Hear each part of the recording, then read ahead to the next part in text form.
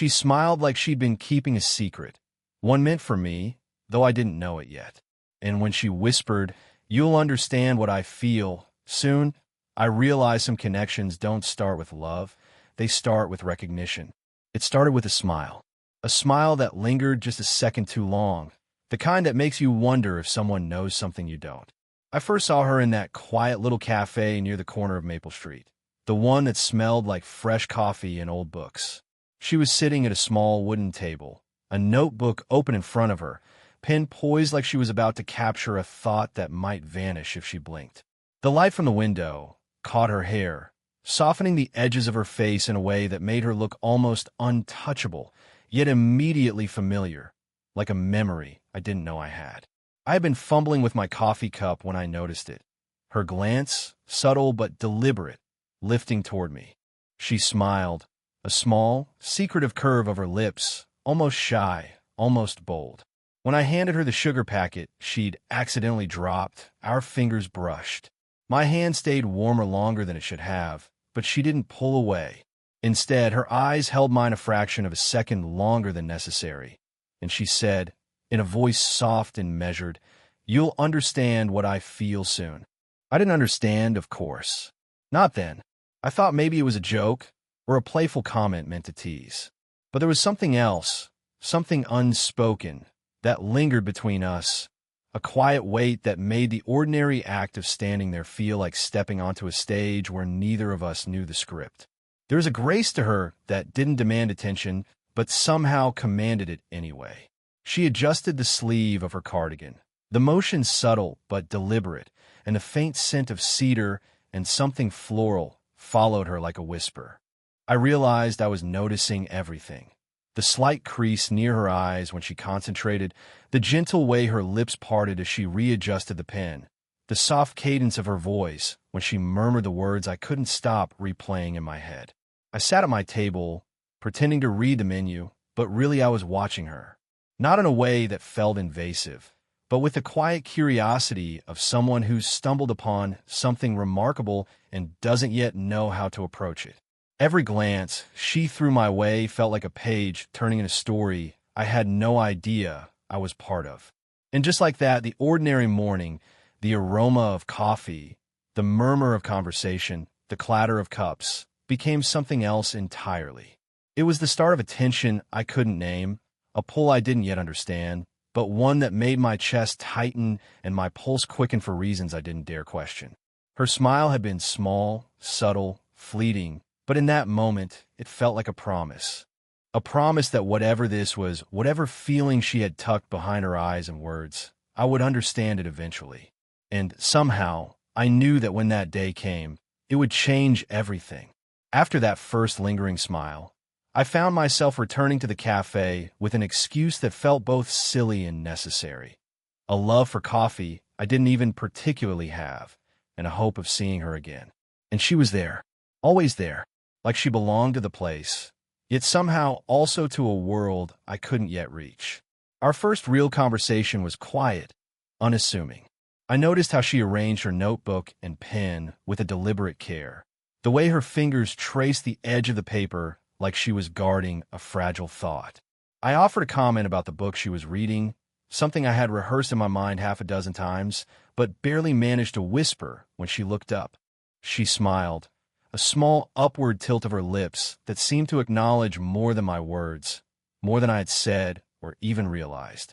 "I like when someone notices the small things," she said, her voice warm but calm, a voice that felt like sunlight sliding through a narrow window. Over the next few weeks, those small conversations grew. We discussed everything from the mundane, a particularly rainy week, the coffee blend I seemed to prefer, to the unexpectedly personal.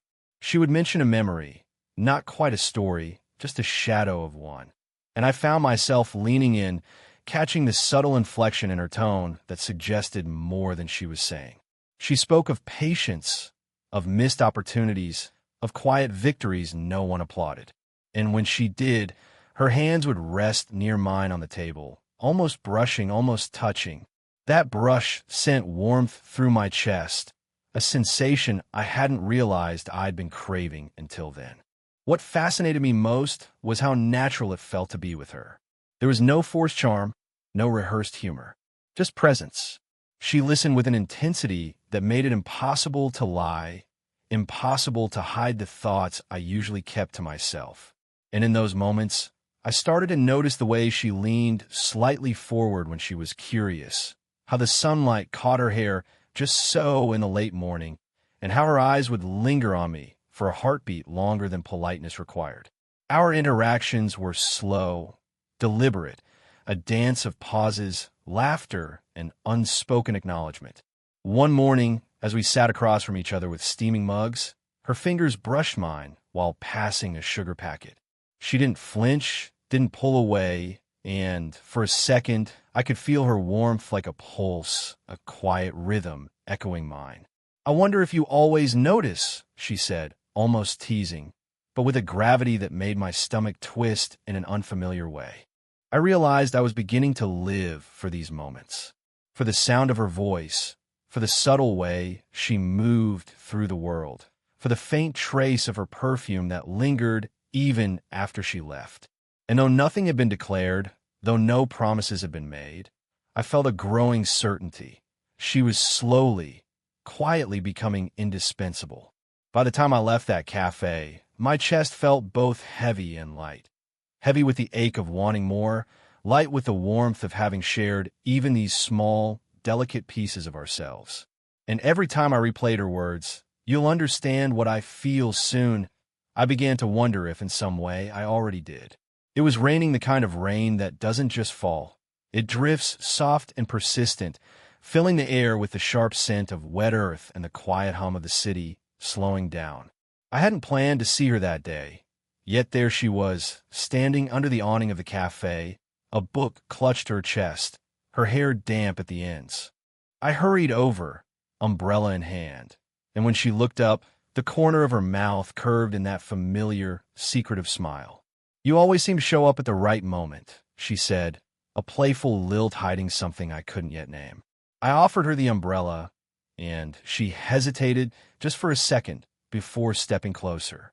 That tiny movement narrowed the space between us, and for the first time, I was acutely aware of the heat of her body beside mine. The air smelled of rain and cedar, with a faint floral undertone that clung to her like a memory. Our hands brushed as I adjusted the umbrella, the contact light, accidental, and yet it made my chest tighten. She didn't pull away, didn't move her hand, and it felt as if the rain around us had been reduced to a distant murmur. We walked slowly down the street, shoulders brushing occasionally, the rhythm of our steps uneven but somehow in sync. She tilted her face slightly toward me, water glistening on her lashes, and I realized I was holding my breath. "You know," she said softly, her voice barely audible over the rain, "you remind me of something I thought I'd forgotten." Her words hung in the air, impossible to grasp, but impossible to ignore. I wanted to ask what, wanted to demand she explain, but instead, I just listened to the rain, to the silence between us, to the faint sound of her breathing. There was a closeness now that hadn't existed before, a closeness that wasn't just physical, but something deeper, a quiet thread of recognition that tied my chest to hers. Every movement she made seemed amplified. The way her fingers lingered on the umbrella handle, the slight tilt of her head as she looked up at the buildings dripping with rain, the way her coat clung slightly to her frame in the damp weather. I noticed it all, unable to turn my attention away. At one point, her elbow brushed mine. I didn't move. Neither did she. For a heartbeat, we walked like that, two people in a crowded city, yet somehow in a space of our own making. I could feel the warmth of her, subtle but undeniable, and it made me painfully aware of how much I wanted to understand her, to be part of whatever it was she had been keeping secret. When we finally reached the cafe again, neither of us spoke immediately. She stepped under the awning, shaking off the rain, and our eyes met. That smile appeared again, quiet, knowing, the kind of smile that promised stories untold. "You'll understand what I feel soon," she whispered, almost to herself, almost to me, and I realized I had begun to believe her. The rain had stopped, but the weight of what had passed between us lingered, saturating the space around me more than the puddles on the street ever could. And for the first time, I understood that some connections aren't hurried. They grow slowly, deliberately, like rain soaking the earth until the roots run deep enough to hold everything steady. There are moments when someone's presence feels heavier than the air around them, and she carried that weight with a quiet grace that both drew me in and left me uncertain. It was one of those late afternoons in the cafe, the golden light slanting through the windows and falling across the worn wooden tables. She had ordered her usual tea, and I had my coffee, but neither of us touched our drinks for a long while. We were wrapped in a silence that wasn't uncomfortable. It was expectant, like waiting for a single note to be struck in a symphony of words yet unsaid. "I sometimes wonder," she began, her voice soft, almost hesitant, "if most people ever really see me." I looked up at her, startled by the vulnerability hidden beneath her usual calm composure. There was no complaint in her tone, no bitterness, just a quiet exhaustion, as if life had given her moments too heavy to carry alone. I wanted to say something, anything, but words felt inadequate. So I listened, leaning slightly forward, careful not to break the fragile rhythm of the moment. She continued, talking about small things at first. Missed chances, friendships that didn't last, the invisible weight of being understood too late. But slowly, as the conversation deepened, her sentences grew quieter, laden with emotion. Her eyes, usually so steady, flickered with something I hadn't expected, a longing, a loneliness, and maybe even fear. I reached out instinctively, my fingers brushing hers across the table. The contact was light, casual to anyone else, but electric in its subtlety. She didn't pull away. Instead, she let her thumb rest against the back of my hand, a delicate acknowledgement of the closeness we were sharing. I felt a warmth spreading through my chest, a mixture of hope, desire, and awe. It struck me then how carefully she guarded herself. Her confidence, her poise, the effortless way she seemed to move through the world, all of it was a shield. And yet here, with me, it was faltering. I realized I was witnessing something rare. A woman who had mastered composure, slowly letting someone in, revealing the weight of her life in fragments too delicate to hold all at once. I tried to meet her gaze, to convey the quiet understanding I felt, but she looked down at her teacup instead. Her voice cracked slightly when she said, "I don't often get to talk like this, and maybe I shouldn't." My hand moved closer, just an inch, and I felt the faint pressure of her thumb, as if inviting me to stay. We didn't need to speak the words that hovered between us. I could feel the unspoken admission that she trusted me, that she allowed herself to be seen, and that something profound had begun to take root.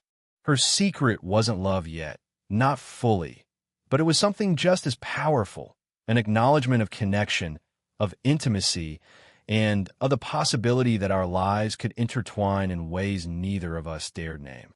When she finally looked up, her gaze met mine fully, steady now, with a softness that belied years of guarded emotion. I realized I had crossed a threshold, not with words, not with promises, but with presence. And in that quiet, fragile moment, I understood that some confessions need no declaration.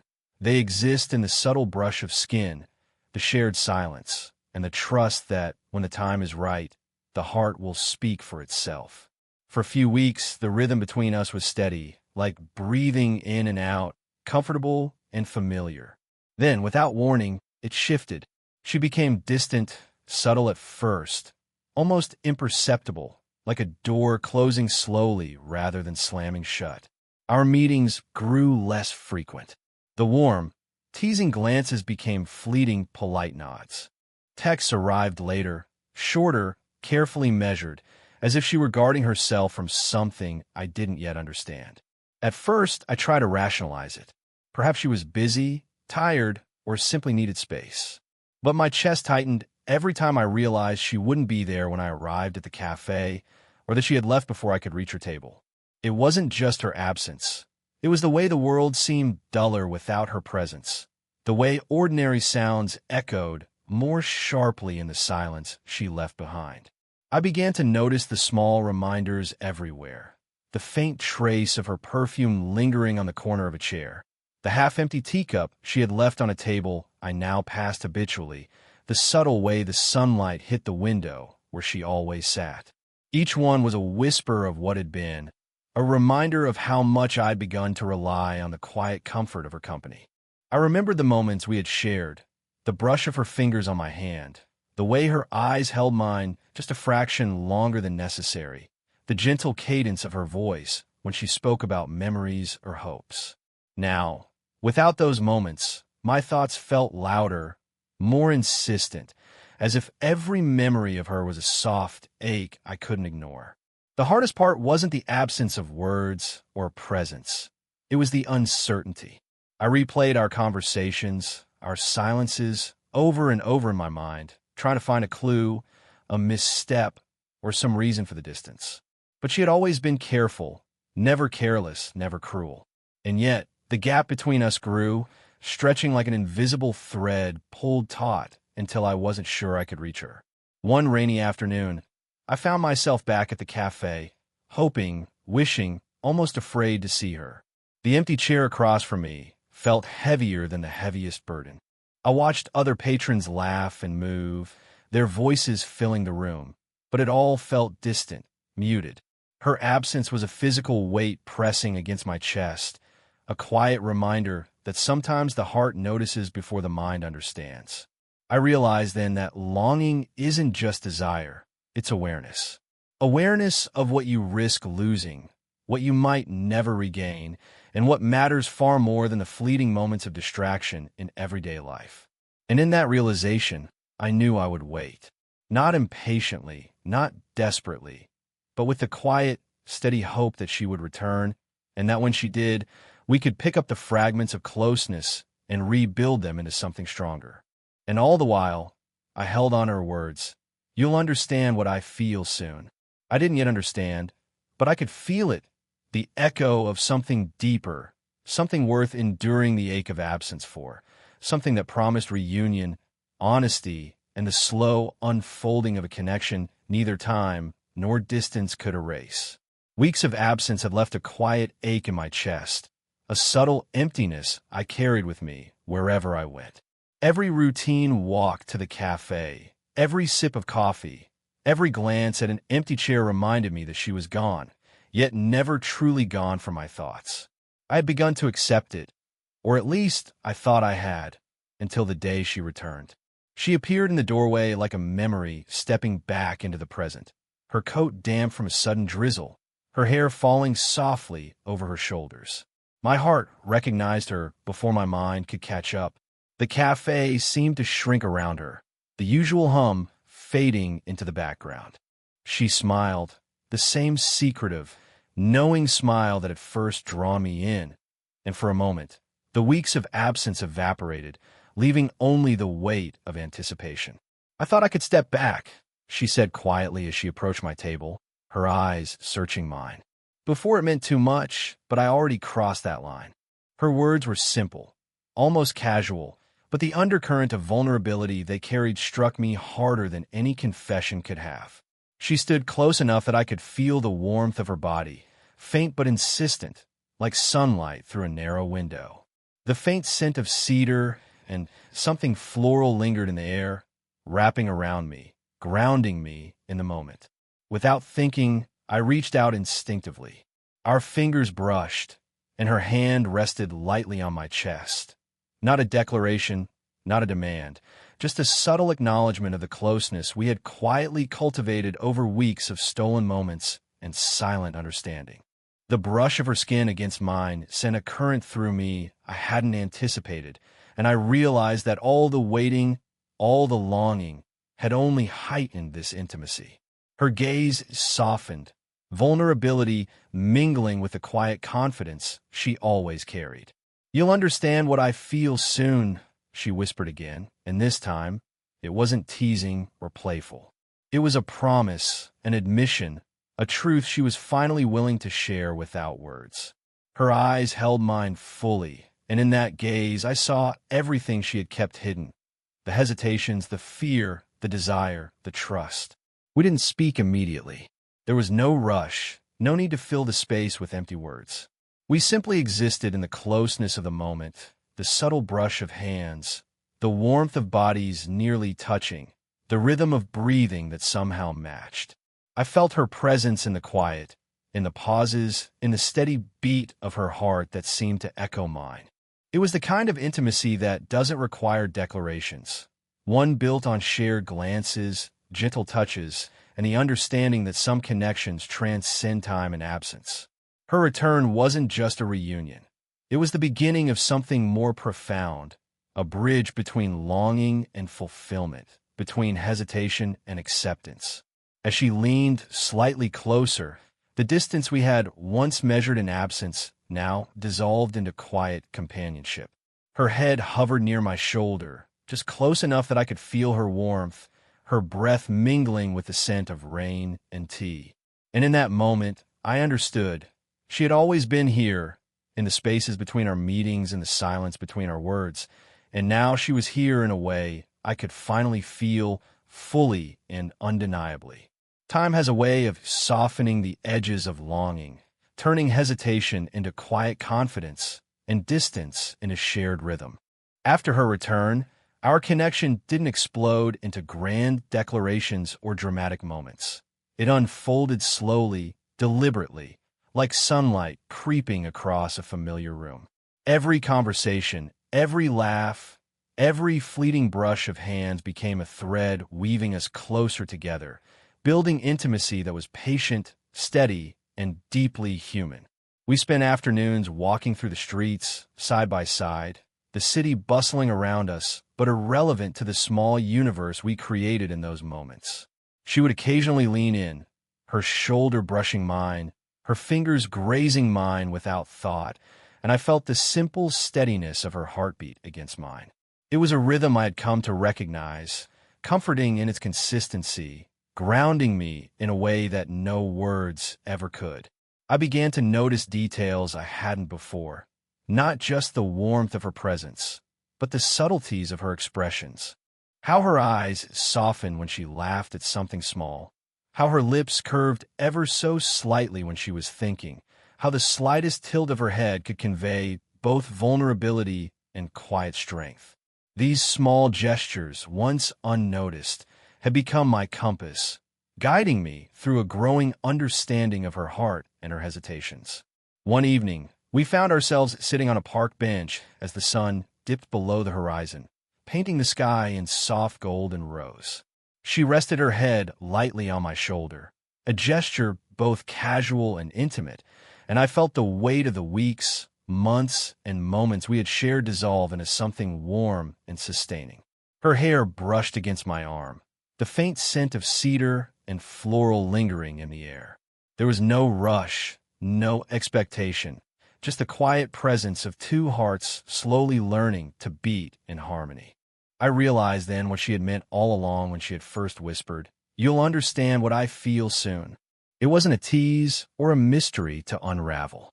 It was a promise of patience, a recognition that some connections grow too deep to be forced, too delicate to be rushed. Understanding wasn't about words. It was about moments, presence, and the willingness to meet someone where they were, even if it meant waiting. Her hand found mine again, fingers intertwining naturally, and I felt a quiet contentment unlike anything I had known. We didn't speak. We didn't need to. The closeness, the gentle warmth of her body against mine, the shared silence in the fading light, it said everything. And for the first time, I understood fully. Love, I realized, isn't always loud. It doesn't always arrive in grand gestures or sudden revelations. Sometimes it begins with a smile, a secret kept, a glance that lingers too long, and grows steadily through patience, trust, and shared moments that feel small until you look back and see they were everything. As we walked back toward the quiet streets, her arm brushing lightly against mine, I felt a gentle certainty. The connection we had cultivated, careful, slow, and unhurried, had become something profound. I understood what she felt, and in that understanding, I found peace, warmth, and the quiet joy of being seen, accepted, and cherished exactly as we were. It wasn't the kind of love that demanded attention. It was the kind of love that simply existed, and in its existence, it was enough.